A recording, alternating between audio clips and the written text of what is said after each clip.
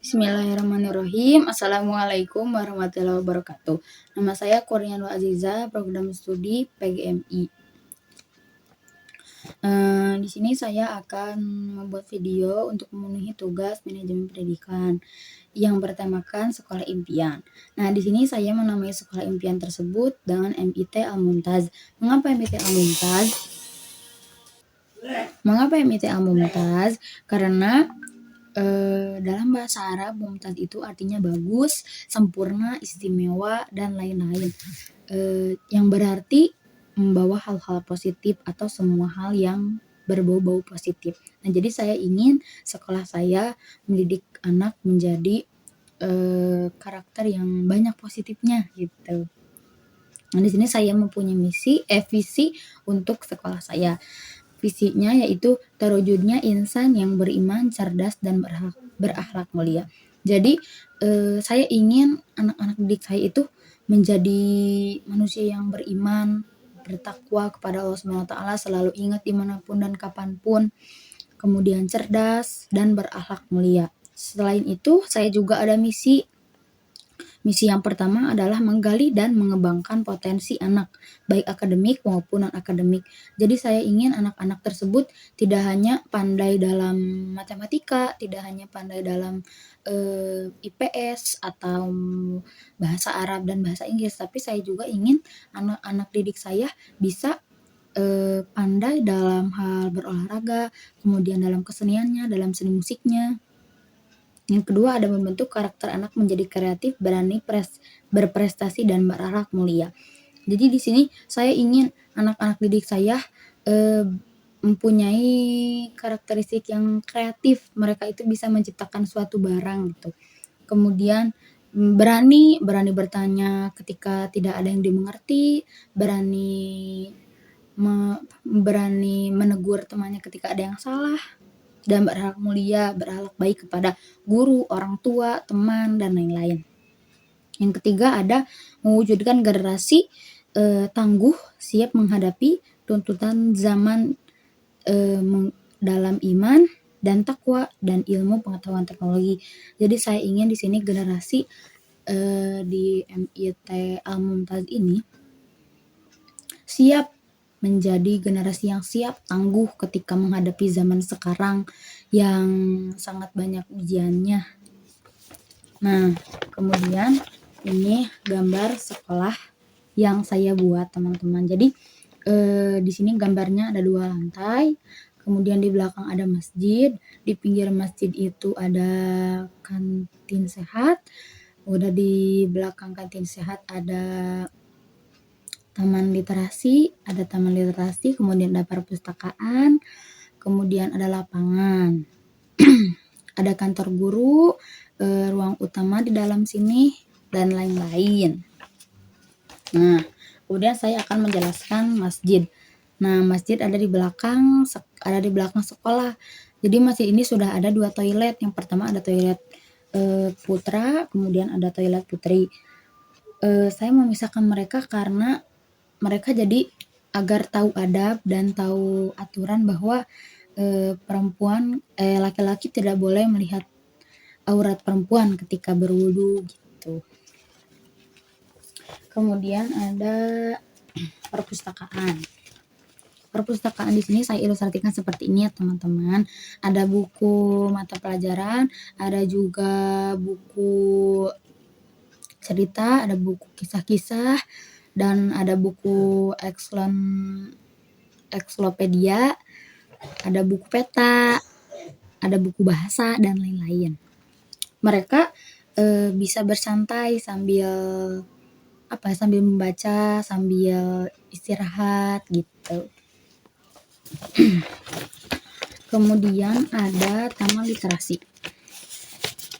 Nah, taman literasi ini contohnya seperti ini ya, teman-teman. Nih. Nah, taman literasi ini ada di belakang kantin sehat. Taman literasi ini juga digunakan untuk menggali potensi anak-anak. Jadi diadakannya taman literasi ini supaya guru-guru bisa melihat potensi anak sejauh mana gitu. Jadi bukan hanya dilihat dari bukan hanya dilihat dari pelajaran saja, tapi kita juga bisa melihat dari karakteristik anak, terus, sikap anak kepada orang-orang seperti apa melalui teman literasi ini. Nah, di sini, kita menggali potensinya selain membaca, mengarang cerita, anak-anak juga bisa menaruh kerajinan di sana, di papan literasi. Di papan literasi ini selalu memasang cerita pendek, dongeng, dan anekdot seperti ini. Jadi ada, cerita pendek, dongeng, dan anekdot. Jadi di sini kita bisa menempelkan cerpen hasil karya-karya mereka, anekdot karya mereka, dan dongeng-dongeng karya mereka juga. Taman ini ditempatkan di luar, jadi nggak nyatu sama sekolah, jadi ada di luar gitu. Mengapa? Karena agar anak-anak mengekspresikan keceriaan mereka, jadi mereka bisa nggak jenuh ada di dalam sekolah terus gitu. Kemudian guru-guru juga mempunyai inisiatif membuat kotak isi hati. Apa itu kotak isi hati? Nah, jadi guru-guru itu membuat kotak itu disimpan di dekat papan itu. Nah, 1 bulan sekali, kita akan membuka isinya. Nah, di situ anak-anak bisa menceritakan atau mereka bisa curhat mengenai keseharian mereka, terus mereka bisa mengekspresikan, "Hari ini aku bahagia karena aku belajar matematika," misalkan kayak gitu.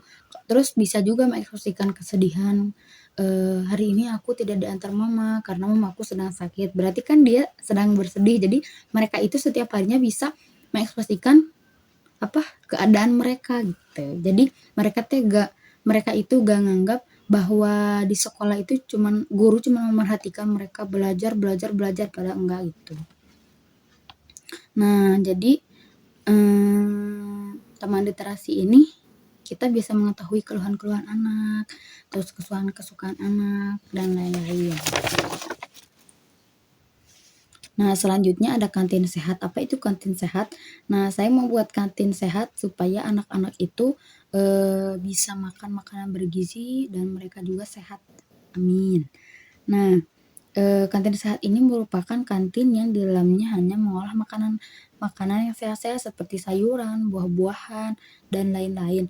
Nah, jadi kita menyimpan makanan di sini atau ibu-ibu kantin yang ada di dalam sini sudah menyediakan seperti buah-buahan kan bisa dibuat jus, kemudian bisa dibuat es kulkul, bisa dibuat es piscok, itu kan merupakan makanan yang sehat. Jadi mereka tidak makan makanan ciki-ciki yang pedas, kemudian tidak makan minuman-minuman yang berasa karena itu mungkin akan berakibat fatal di suatu hari nanti.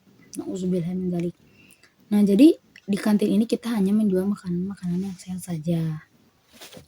Yang selanjutnya ada auditorium atau tempat seperti buat penonton video dan lain-lain. Nah, di sini auditorium ini ada di lantai 1 bersebelahan dengan lobi utama.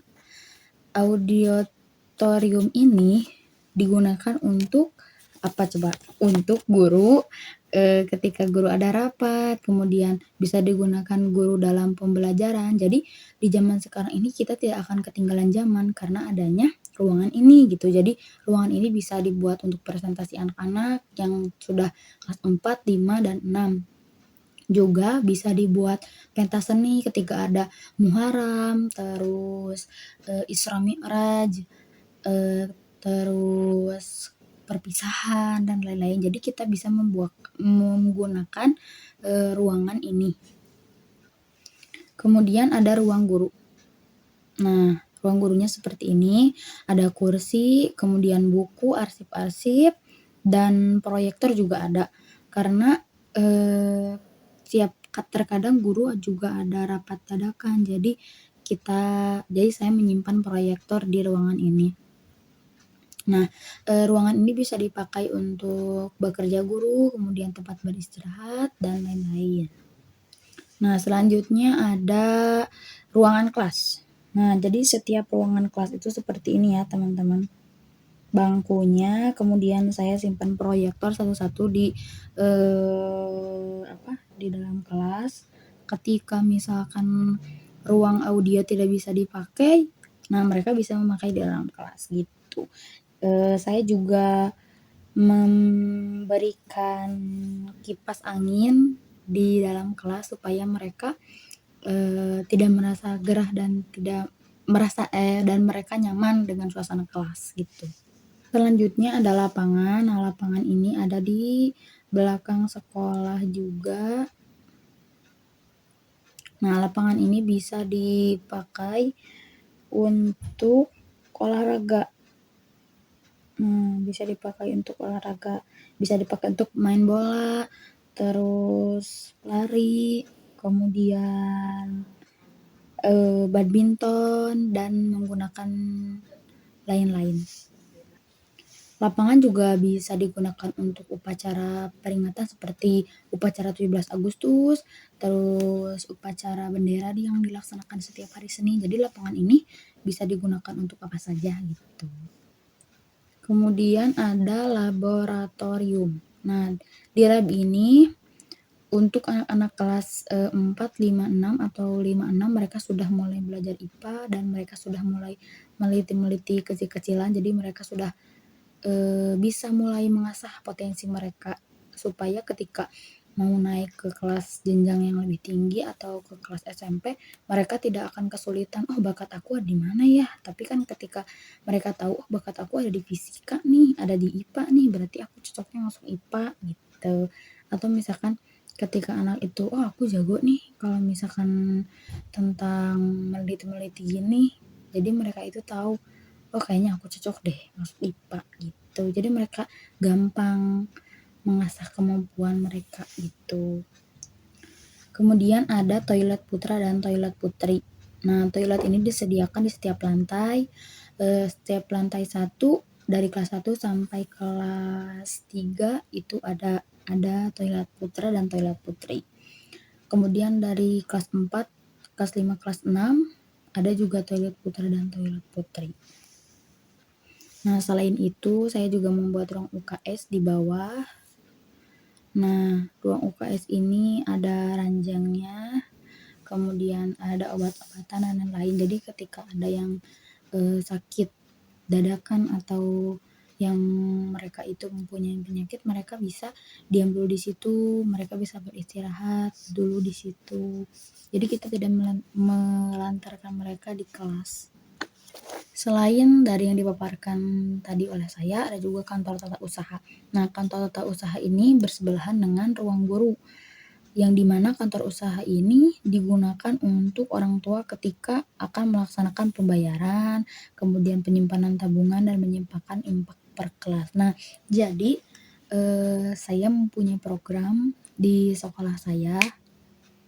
Jadi setiap kelas mempunyai infak, mereka bisa infak Jumat, dan nanti ketika sebulan sekali atau per semester sekali atau 3 bulan sekali, kita bisa melaksanakan kita bisa memberikan uang tersebut kepada orang-orang yang kurang mampu atau orang-orang yang membutuhkan yang ada di sekitar kita. Juga bisa membantu fasilitas yang ada di sekolah itu sedikit demi sedikit.